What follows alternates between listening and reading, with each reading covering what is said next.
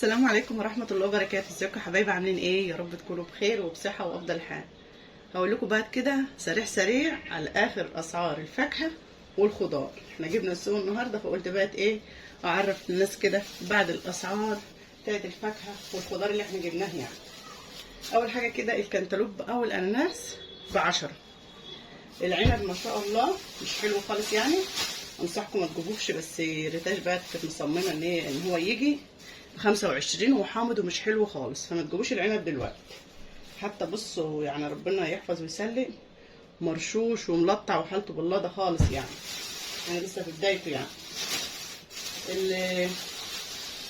الفلفل ب10، الفلفل الرومي ب10.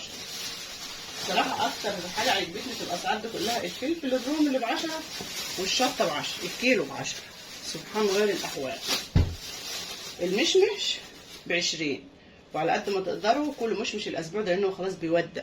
يعني السوق اللي فات كان أقل من كده في السعر، السوق ده ب20، وكمان يعني بدأ يبقى ناشف كده معاش طري زي الأول. السوق اللي فات كان أحلى من كده خالص.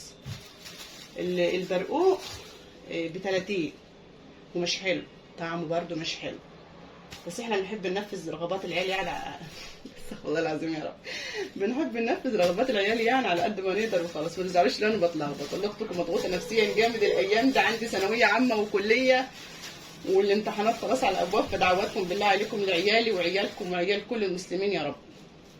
الخيار ب10.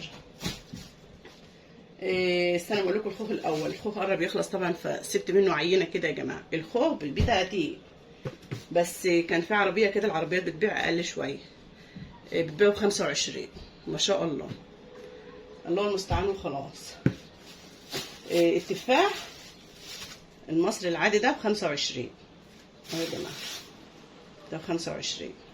البتنجان بقى اللي شايف نفسه قوي يعني، تخيلوا ده يا جماعه ب10، مع ان احنا يعني في موسم البتنجان وموسم الخضار والفلفل والشطه ما شاء الله اسعارهم حلوه. مش عارفه دي ب10 ليه. البطاطس ب7.5، الاثنين ب15. بالبطاطس 2 ب25، ما عادش بقى غير الطماطم والبطيخه. خلي البطيخه دي في الاخر كده حلو بقى يا ولاد. كل بطيخه على قد ما تقدروا عشان تبل قلبكم كده وتطر على قلوبكم وعلى الايام الحلوه دي. الطماطم ب5.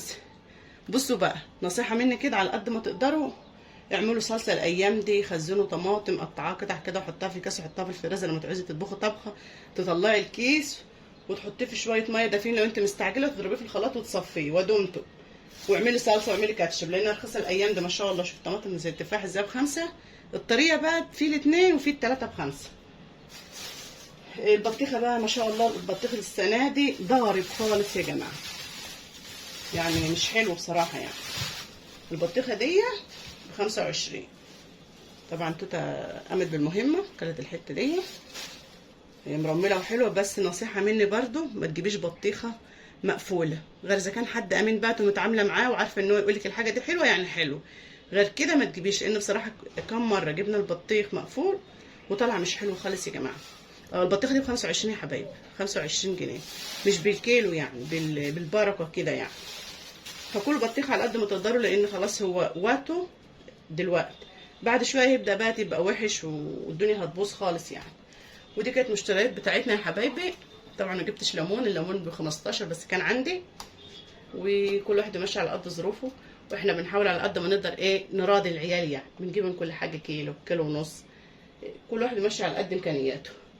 ويا رب يكون الفيديو عجبكم واستفدتوا منه، ولو استفدتوا منه ما تنسوش تحطوا له اللايك يا حبايبي. والناس الجديده لاول مره تنورنا وتشرفنا في قناتي، اتمنى يا رب قناتي تعجبهم ويشتركوا فيها ويفعلوا الجرس. والبت توته ما تتكلموا تقولوا ازيكم يا حبايبي عاملين ايه، حطوا اللايك. خايفه كده تزعقي؟ لا مش هزعق، قولي. اصل ساعات بتيجي تغلس عليا كده وانا بصور اقول لها اسكتي انا مش عارفه اصور منك. قولي بقى ازيكم يا حبايبي عاملين ايه، وحطوا اللايك واشتركوا في القناه. ازيك يا حبايبي عاملين ايه؟ الحمد لله كويسين يا توته، ان شاء الله كويسين يعني باذن الله. اعملوا لايك وايه كمان؟ فعلوا الجرس، اهم حاجه تفعيل الجرس بس يا حبايبي. اتفضلوا بقى فاكهه. والله هاتلي خوخ. عايزه خوخ؟ خد حط عليه الميه يلا اجري. بس كده يا حبايبي. لا مغسول، غسلتوه. انا قاعده في الشقه هنا تايهه خالص. بس كده خلاص، باي باي. باي باي. قلت لكم باي باي وقفلت ورجعت وزنت البطيخه طلعت 6 كيلو. يعني الكيلو يبقى 4 جنيه. خدوا بالكم يا حبايبي عشان ما حدش يضحك عليكم ان هي ب25 جنيه، يبقى 4 في 6 ب24. يا رب تكونوا استفدتوا من الفيديو.